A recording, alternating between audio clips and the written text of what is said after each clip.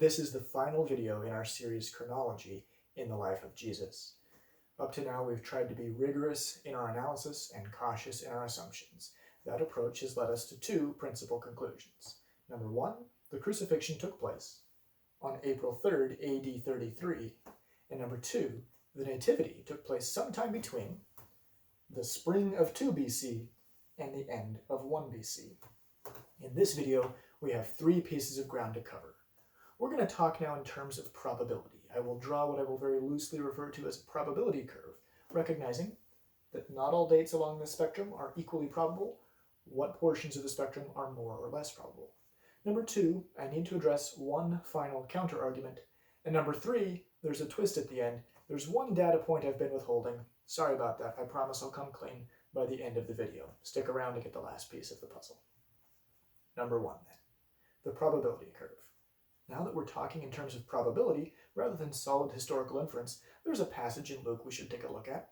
We're told that shepherds were abiding in the fields, watching over their flocks by night, at the time of Jesus' birth. A number of people have pointed out this might tell us what time of year we're talking about. And I suggest that it might. Not 100% sure, but it might. Shepherds, not just one night watchman, but a group of them, staying out in the fields overnight, is something that would be most likely to be happening during lambing season. Now, not all lambs are born in the spring, but it certainly gives spring an edge. I suggest on the basis of Luke's reference to shepherds, we'll give a little probability boost to spring. We'll leave summer and fall more or less where they are. But winter now becomes less probable. It is very unlikely, not impossible, but very unlikely that a group of shepherds are staying out in the fields overnight during the coldest part of the year. And if you don't believe it can get chilly in the hills of Judea in winter, you probably haven't tried. With that piece of data in place from Luke, let's also consider we have two of what I've called bullseye calculations. That is, if we correctly calculated the length of the Nephite year, the Nephites weren't just counting from approximately one of these dates, they were counting from exactly one of these dates. If the Nephite calendar was 360 days in length, they were counting from September 20th, 1 BC. And if their calendar was 365 days per year, then they were counting from April 8th, 1 BC. And we said, to be generous, maybe they're not counting from the exact date, maybe they're rounding to the nearest New Year's, so we'll give them plus minus 6 months. But then we said if we really stretch the text to be absolutely certain we don't miss something, we'll go a full plus minus 12 months. That's how we got all the way up to the spring of 2 BC. However, the first 6 months here, from the spring of 2 BC to the fall of 2 BC, are very improbable. Not impossible. Any date along this spectrum is possible, but very improbable. If the Nephites were rounding to the nearest New Year, why would they wait more than 6 months after the sign before starting their count? They would have been much closer to the following New Year. Based on that, we're going to assign a low probability to anything that is more than 6 months from a bullseye date. Here then we have our graph. We have sections for low, medium, high, and very high probability. The spring and summer of 2 BC will be in the low probability section. Now, when we get to the fall of 2 BC, there's nothing strong to argue for it or strong to argue against it. It's within 6 months. We'll say it's just an even medium probability. No really good case for or against.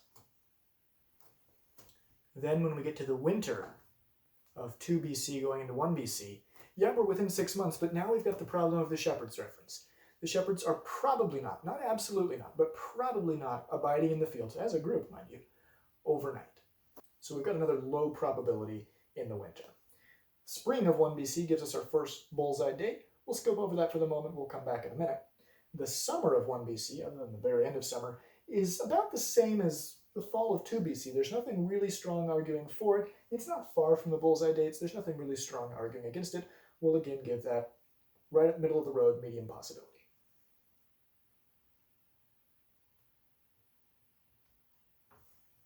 Then as we get to the end of the summer, beginning of the fall of 1 BC, now we're talking about our other bullseye date. Back to that in a moment.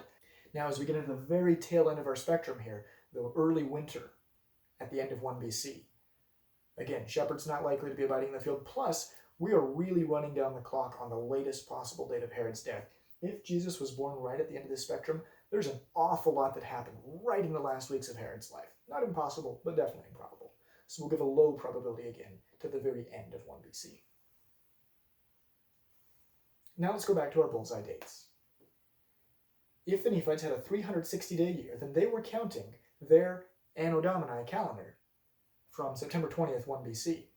That would make this a fairly probable date. Remember, we considered it's possible they're just talking about a date near September 20th, and that's the date they chose to count from. But there wasn't anything in the astronomical data to make this date stand out, unless it actually was the date the sign was given. So September 20th is going to be given a high probability. It's a bullseye on our calculations. The dates close to September 20th will be given a somewhat high probability.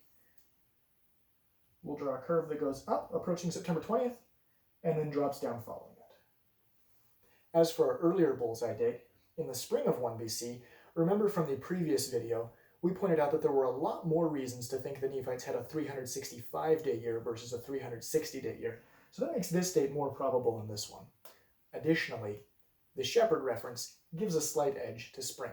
So we're going to say that April 8th and the dates around it are a little bit more probable than September 20th and the dates around it. This then is our probability curve.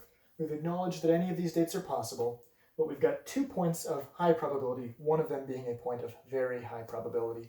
Based on this probability curve, we can't say definitively when Jesus was born, but we can say when he was probably born. The best case from the historical data is that he's probably born in here. He's probably born in the spring of 1 BC, and the single date with the highest probability would be April 8th.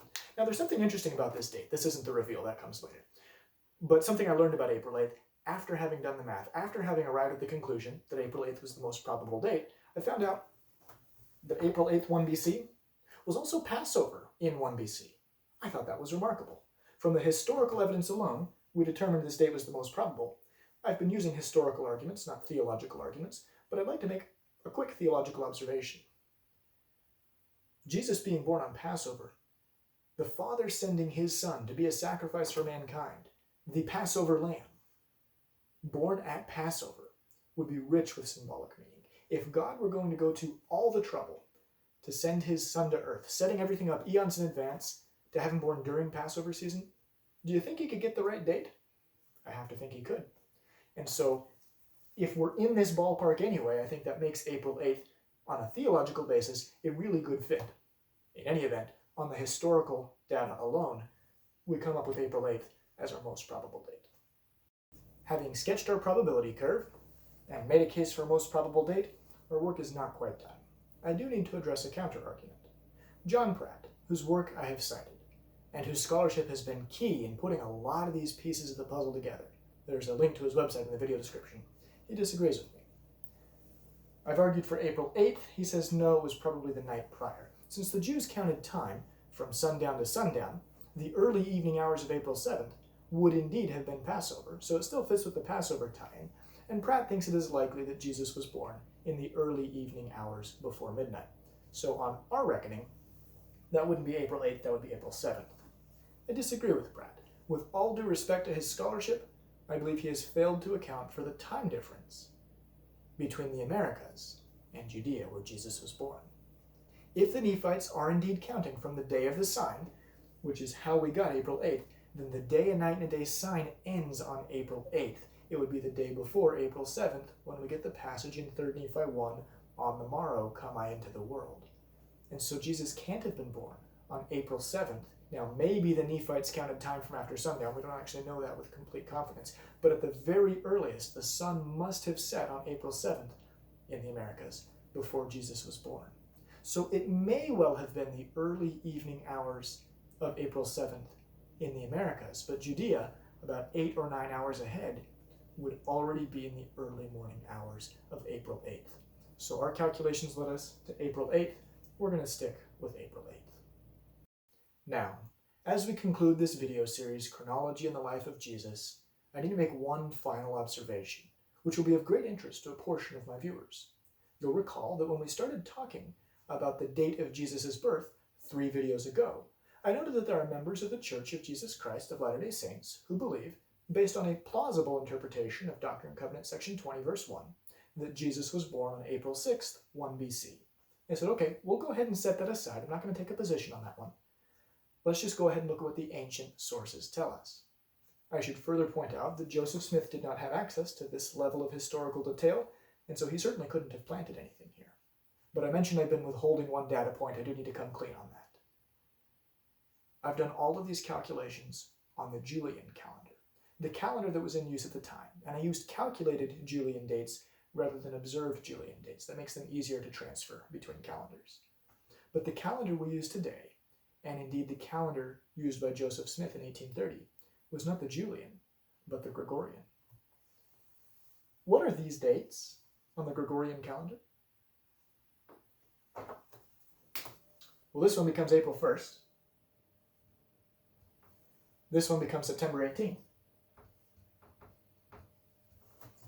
And this date, a date at which we arrived without making any appeal to the Doctrine and Covenants.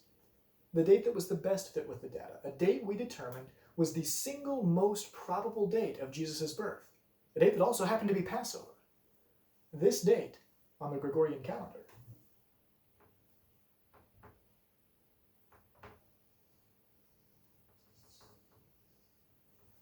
is April 6th, 1 BC.